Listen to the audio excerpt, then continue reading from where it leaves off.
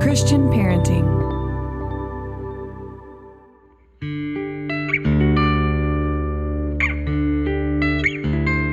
Aloha, friends. Welcome to the Boy Mom Podcast, powered by Christian Parenting. I am Monica Swanson, mom to 4 boys, podcast host, and author of Boy Mom, What Your Son Needs Most from You. Here on the podcast, it's my goal to bring you practical advice and biblical wisdom for raising boys in this sometimes crazy world. You can always find show notes over at monicaswanson.com/podcast. I'm so glad you're here.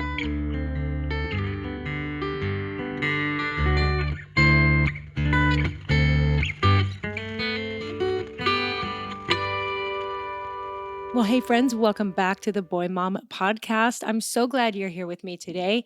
And today it is my goal to equip you and inspire you and prepare you to have the very best Mother's Day possible. Mother's Day is one of those funny times that it can be so great, and yet it can be kind of weird. We moms are the orchestrators of all things in our homes. And so when it comes to a holiday that's about us, well, it can go a number of ways. So we're going to talk about that. And I want to prepare you.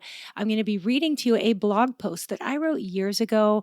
When I first wrote it, it went pretty viral. And then each year when I share it, it gets a lot of traffic. It has been shared on the Today Show website. And I'll be linking to both the blog post itself and the Today Show version in show notes.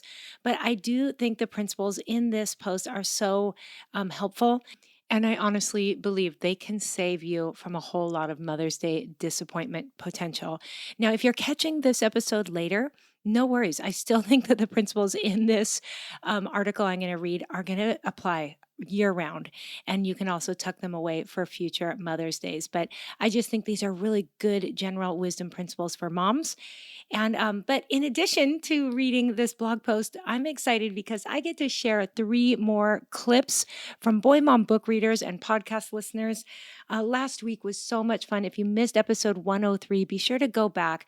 My friend and podcast assistant, Morgan, was on with me, and I just had so much fun sharing mom facts, Mother's Day facts, as well as clips from 4 amazing women who have read Boy Mom and listened to my podcast, sharing some of the things that they have learned, how they've grown as a mom since reading Boy Mom, and also sharing some of the best parenting advice they'd been given. And I just love that. I love sharing parenting advice. It's such good stuff, so much fun. And today we get to share 3 more of these clips. And so I am just excited and honored, truly, to kick things off by sharing this clip from Stephanie Stockline. I love this so much, and I think you're going to enjoy it too. Hi everyone, my name is Stephanie Stockline and I live in State College, Pennsylvania. I'm a wife and mom of 2 kids. I also run 2 online-based businesses from home. So if you can put all that together, life is crazy. This season of life is crazy. When your husband notices a difference in you and compliments you for the way you've been mothering your son without knowing that you've been reading a book, you know that this book is more powerful than you even thought. I started carving out time every morning for myself to read this book, and I encourage you, whether you're a boy mom or know someone who is, this truly is like a handbook on how to grow an honorable, kind, and confident son. Teaches you how to know him and truly love him deeper, parenting each day with his future in mind. This book gave me grace, knowing that perfection is not the goal and that my son will learn from my mistakes as well. This book transformed the way that I view mothering and parenting, and it reminded me of the end goal, raising the boy I love into a man who will make this world a better place. I was close with my son before this book, and now I feel that I have a better idea of his wants and his needs. I wanted to share that along with one of my very favorite quotes that I hope encourages you today. She found when she mothered her own way, she mothered her best way. I hope this brings you positivity today. Thank you so much. Okay, obviously I love that and appreciate it so much. Thank you, Stephanie. And guys, you will find links to all these ladies, any websites that they have, their Instagram accounts, and a photo of each of them over in show notes. So you can feel like you're meeting all of them. And they're all amazing women. Okay, one more before I read my article. This is from Kathy Lee, who lives here on Oahu. She doesn't even say it in her clip, but she has 6 kids, so she could teach me a thing or two. But we've met in person. We have mutual friends. I adore her. She has the Picket Fence Design Co., and I think you're going to enjoy what she has to say. Hi, this is Kathy Lee from Picket Fence Design Co. I've been following Monica for over 5 years now. I love her book. I love her podcast and recommend it to all of my friends. I am in the trenches, and I think the wisdom, the guests that she has brought on has made such a difference in these hard and early years. My piece of Mother's Day wisdom is that this too shall pass. That applies to the good and to the hard. The good passes much too fast, so cherish them and treasure them. And the hard moments also will pass. And so I encourage you to persevere and learn from them. Happy Mother's Day, everyone. See, that is some serious wisdom, great advice from a mom of 6. So again, find links to Kathy Lee over in show notes. And now I'm going to dive in and share my blog post called 5 Ways to Avoid Mother's Day Disappointment. And I hope you enjoy this post. If you've read it in the past, that's okay. Maybe hearing me read it is a little bit different. Some good reminders in there. And also, I hope you'll share this episode with your friends to help your friends avoid Mother's Day disappointment as well. So here it is. Happy Mother's Day week. So friends, it is safe to assume that we are all focused on taking care of our own moms this week, right? We're reminiscing about special times with our moms and sending them sweet notes or gifts and maybe planning to do something nice for them on Mother's Day. Because that's what grown-up, thoughtful women like us do, right? I mean, it would be totally selfish of me to be thinking about myself right now, dropping heavy hints to my husband and children and hoping that maybe my family will remember to spoil the living daylights out of me on Mother's Day, wouldn't it? But really, this is how it typically goes. And this is just me because I know you're way more mature than I am. Each year, I tend to start the pre-Mother's Day week well. I send cards or order flowers or whatever Dave and I are going to do for our moms. And it never fails that sometime during the week, one of the kids in my family will ask, "What do you want for Mother's Day?" To which I say something like, "Oh, nothing. I just want to spend time with you guys." Which is really a dumb thing to say because that's pretty much what I do every day of the week. And well, you know, what I really meant to say was I want to sleep in. I want to go running by myself, and I want to be taken out for breakfast and lunch and dinner. I also want a clean house, a few gifts, and a massage. Oh, and some chocolate. But of course, I don't say any of that. In fact, I try not to consciously think any of that because that is so selfish and greedy, and that just isn't me at all. No comments, please. So, Sunday, Mother's Day comes around, and I'm mentally prepared to not think about myself. I give myself some pep talks about being unselfish and content, and I almost believe it. But somewhere deep down in me, there is that thing. What do they call it? Hidden expectations, maybe? And as hard as I try to stuff them, they begin to bubble up.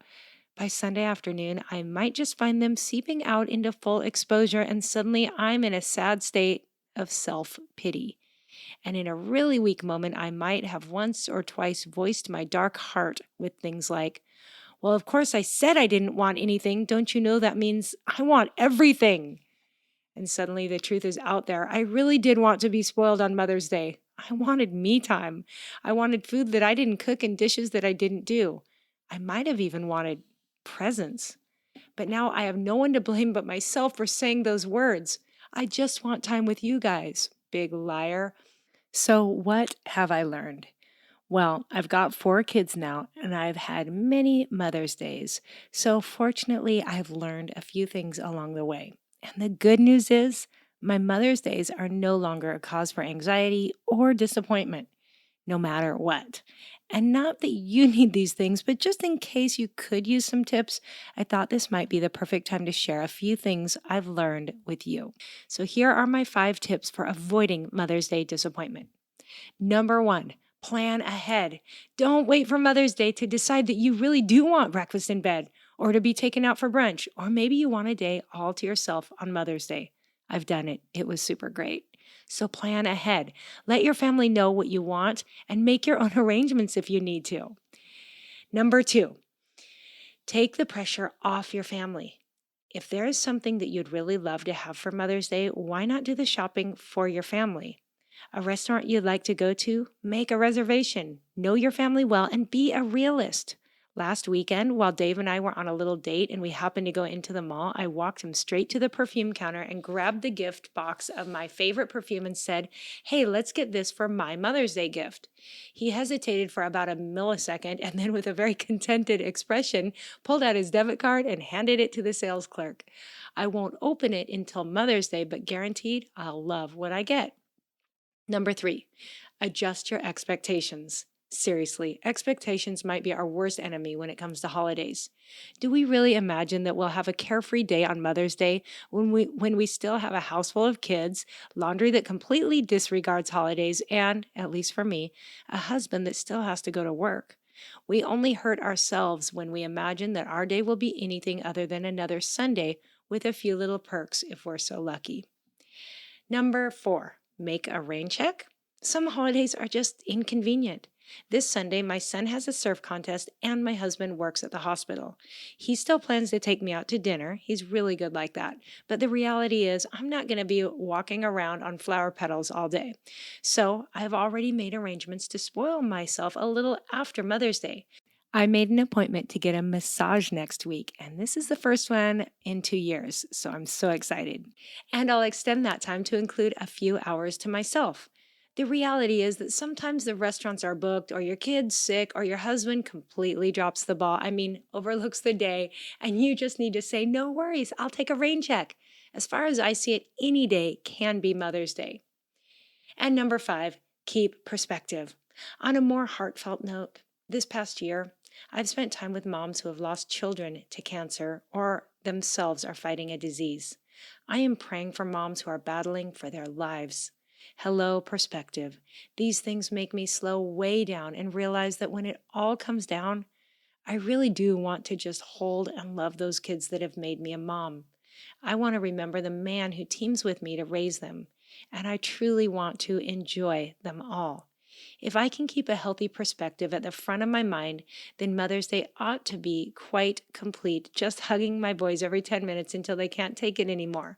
No breakfast in bed, gift wrap perfume, or day at the spa can compare to the incredible gift that my family is to me, flaws and all. So, what do you say, moms? By all means, let's take good care of the mothers in our lives, appreciating them, celebrating them, letting them know how much they mean to us. And then let's face our own Mother's Day with a plan and some healthy perspective. And you can find this post in full over in show notes, as well as a link to the Today Show version. And all of that is at monicaswanson.com/episode-104. And now, before we wrap up, I get to share one more clip, and this comes all the way from New York from an amazing new boy mom who is like a CrossFit champion. Incredible. You're going to have to go to her website and see what she's doing online. You might want to join her, but really, really excited about everything that she is about. And here is what Andrea Montalvo has to say. Hi, I'm Andrea Montalvo, and I'm a Christ-centered athlete, trainer, and run the Embrace podcast, where I interviewed Monica and got to know her passion behind parenting and being a mom. I recently had a baby boy that was born around Christmas 2020, and I kept thinking about things that Monica said about raising men and not boys. I was holding a newborn, gazing at the Christmas tree, just daydreaming about his future, even when it's guaranteed to get challenging. Just like anything worthwhile in life, the hard work is part of the journey and makes it all worth it. In this verse, 1 Thessalonians 2:8, it says, "And so we cared for you. Because we loved you so much, we were delighted to share with you not only the gospel of God, but our lives as well." When I asked Monica how to help her kids grow in her faith, her response was simple.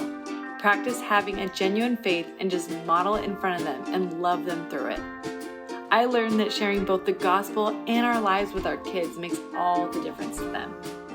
Best parenting advice? That was my job as a mom, is to raise him not to need me anymore. And although it stings a little bit, I know that is ultimately the best thing I can do for him. Wow, I just love her heart. And again, definitely check out Embrace Movement, link over in show notes.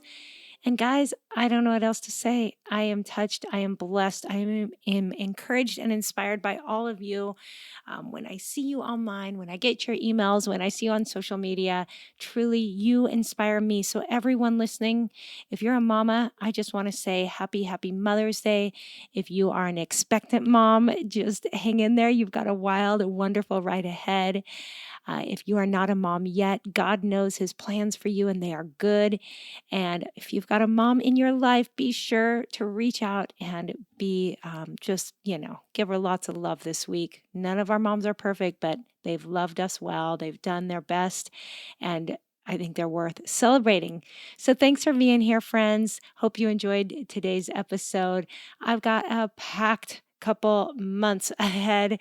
I've been busy interviewing, and I can't wait to bless you with some incredible guests and interviews and topics. So keep coming back. Spread the word about this podcast. If you want to give me a Mother's Day gift, again, you can go over and leave a rating or review on Amazon for the Boy Mom book. You can order the book, and you can also leave a rating or review for this podcast. And it means so much to me. So thank you. God bless you. Have a wonderful rest of your week, a wonderful Mother's Day. And until next time, aloha.